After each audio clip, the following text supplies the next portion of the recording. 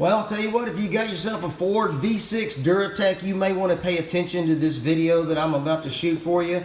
This is the much talked about Duratec water pump that's been giving thousands of people big time trouble. When this water pump fails and you don't catch it in time, it can actually destroy the engine. As you can see, it is a timing chain driven water pump. When it's in the car, it looks something like this. There's a lot of gadgetry going on right there. But there's a way to know when this pump is starting going bad, and I don't think a lot of people know about it, so I want to make you aware of it. How it works is, you got an inside gasket, and then you also have an outside gasket. So it has double gaskets on there, and in between those two gaskets is what I'm going to call a relief passageway.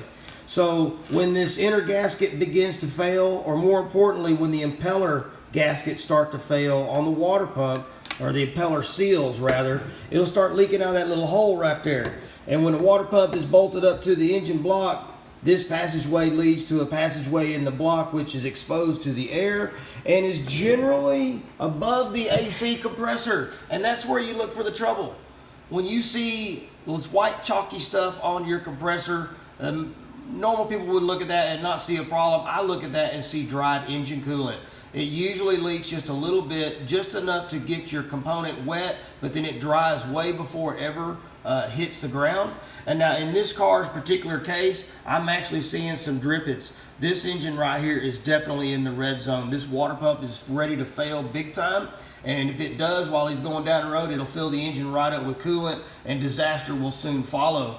The water pump itself is a very expensive job.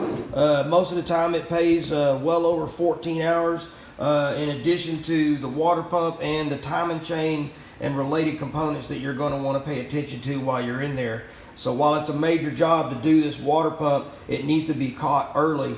And if caught early, it can actually save your vehicle from the wrecking yard. Thanks so much for watching today. If you have any questions, just give me a comment or give us a call. Heller Automotive.